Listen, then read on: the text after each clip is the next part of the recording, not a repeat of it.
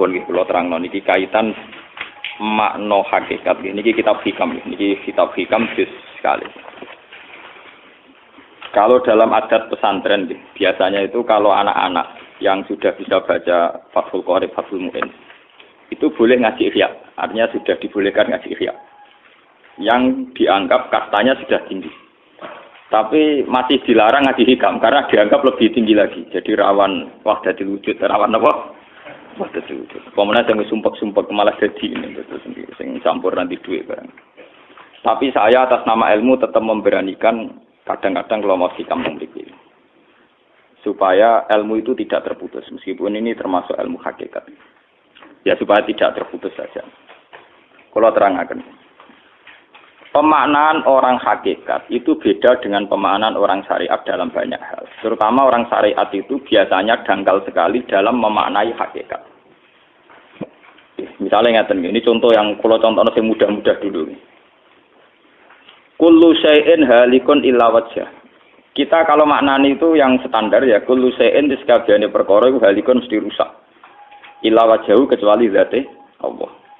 Tentu persepsi umum atau di kitab-kitab syariat entah itu Syarah, Jalalain atau Sawi atau kitab apa saja pokoknya kitab syariat. Mesti gambarannya itu kiamat, bumi dan langit hancur. Semuanya hancur dan tentu yang tidak hancur hanya Allah Subhanahu wa taala. Begitu juga makna-makna yang lain tentang al-jannah, tentang an-nar, tentang mizan, tentang hisab, tentang macam-macam. Itu pemaknaan syariat. Ya jannah itu nanti, nar juga nanti, hisab juga apa? Kenapa pemaknaan gini ini menjadi jauh dari Tuhan dan menjadi saya katakan tadi dangkal. Mergi ngeten logikane ngeten. Ya logikane ngeten. Teng kitab hikam ini pula itu ada istilah lau asyraqa laka nurul yakin. Sebagian nurul basirah la ra'aital akhirata aqraba ilaika min antar takhila ilaika. Dan itu tak ulang-ulang, kita mengudi-mudi tak ulang.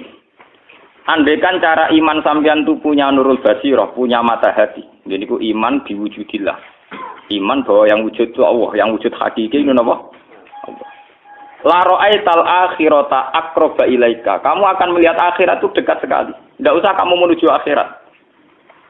Kalau akhirat misalnya saya nanti nunggu mati itu kan kesuwen. Misalnya mataku itu sudah engkas, tapi kok ngenteni ning alam barzah, alam kuburan, ngenteni akhiratnya, ngenteni barang-barang ruhin dan sebagainya, kan nopo kesu.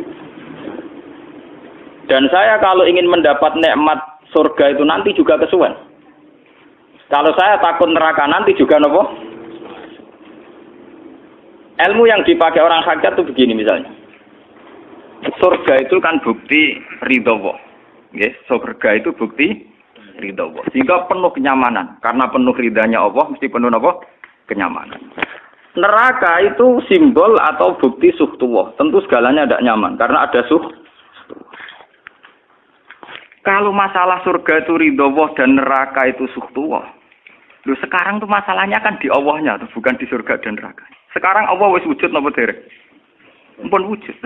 Dan Allah pun beraksi napa dereng sampun. Sekarang juga Allah juga punya ridhonya, juga punya suhtunya. Allah sekarang juga punya sifat seneng, juga punya sifat ben. Kalau kamu iman betul punya nurul basiro ya sekarang juga Allah itu adepi. Kowe saiki golek ridhone dan menghindari Tidak usah nunggu surga. Dan saat itu juga Anda sudah di surga. Sehingga perasaan wong hakikat ibadah kok ngenteni suben kesuwen. Wong Allah wujude saiki. Lho kita ini kan nyembah apa? Apa wujude saiki kok ditunda suben bodoh tak pinter. Jadi sampean yang di sini itu bodoh semua kalau cara ibadah demikian. Saiki tobat Muharram nih napa? Tobat. Paham ya? Itu ngeri. Kalau baleni balik. Kalau surga bukan berarti terus gini. Gus berarti surga yang kayak gambaran di hadis di kitab-kitab berarti tidak ada. Yang bilang tidak ada itu siapa? Wong koyo sampean iku sing ora ono terus. Sing ora ono iku pamahaman, dadi utekem sing ora ono iku ora kok masalah swarga dan apa. Lho coba, surga itu kan bukti ridha Allah, neraka suhtullah. Allah kan sekarang sudah wujud toh. Wujudnya Allah nunggu surga apa enggak? Enggak kan. Dan ridha Allah itu sekarang juga terjadi. Suhtullah juga sekarang juga. Mbok buru sekarang, mbok dicari sekarang. Ridha Allah mbok dicari sekarang. Yaitu seperti doa-doanya Syaikhul Qadir, ilahi ridhoka matlubi. Ilahi anta maksudi wa ridhoka napa? Matlubi. Ya karena ya ilahi. Ya sudah, berarti benar-benar dimulai sekarang. Sehingga kayak saya sendiri, nak umat ilmu hakikatku, kayak aku apa ibadah haji kayak kesuwen. Apa mulang sampean ya kesuwen. Mbok sesuk apa mergawe ya kesuwen. Mergo paling banter logikane ngeten. Misalnya saya dari rumah, semula Mustafa Ruhin goblok-goblok nak meno ibadah. Iku kesuwen. Kesuwene ngeten. Engkok mulang ning Ruhin wis kasil mulang ya golek ridane Allah. Padahal mulai saya niat juga sono ridane Allah. Saya melangkahkan kaki ya wis ana Allah sono ridane. Sehingga mulane Kanjeng Nabi ngendikan niatul mukmin khairun amalihi wis niat tok wis amal. Mergo kontrake sampai pangeran sing wujud terus. Setiap detik, setiap saat, setiap khotbah, setiap langkah wis kontrake be Allah terus. Jadi ya misalnya rasidul lah ora apa-apa, ape mulang Ruhin rasidul ora apa-apa, ape ngekek dhewe Ruhin rasidul ora apa-apa. Mulane cara Kanjeng Nabi wong niat apik rasidul tetep ganjaran mergo kontrake sampai pangeran Allah ya wis wujud. Sedekah ben sing sida paham. Iku wis ditulis sida. Paham. Ben sampean ngerti sirine hadis kenapa niat saja ditulis ganjaran karena niat itu artinya orang sudah mengkontrakkan diri, mengikat diri dengan Allah yang setiap saat wujud juga dan saat itu juga wujud. Jadi kamane kados kula misalnya kepengin haji. Gusti berhubung haji perintah jenengan nggih kula kepengin. Tapi saya sekarang juga mulai ibadah. Nggih, mulai napa? Ibadah karena saya tahu golek haji ya ridane Allah. Sekarang juga ya ridane Allah.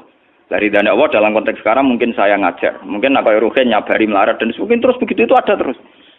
Ujung-ujungnya kepen suga kepen sedekah. Kepen sedekah diridani pangeran kan begitu.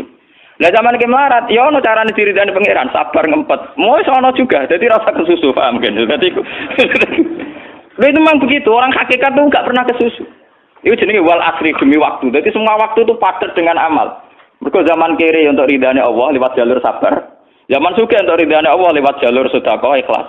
Paham nggih? Zaman bingung diusir bojo ya misalnya ya lewat sabar. Zaman bojo mesra ya lewat rahmat. Pokoknya ono terus. Sehingga wal asri ini padat. Innal insana lafi khusr. Manusia selalu rugi illal ladzina amanu kecuali saat itu dia iman, saat itu dia sholihat. Jadi kalau orang hakikat maknanya ya kecuali saat itu dia iman, kecuali saat itu dia sholihat. Demi waktu.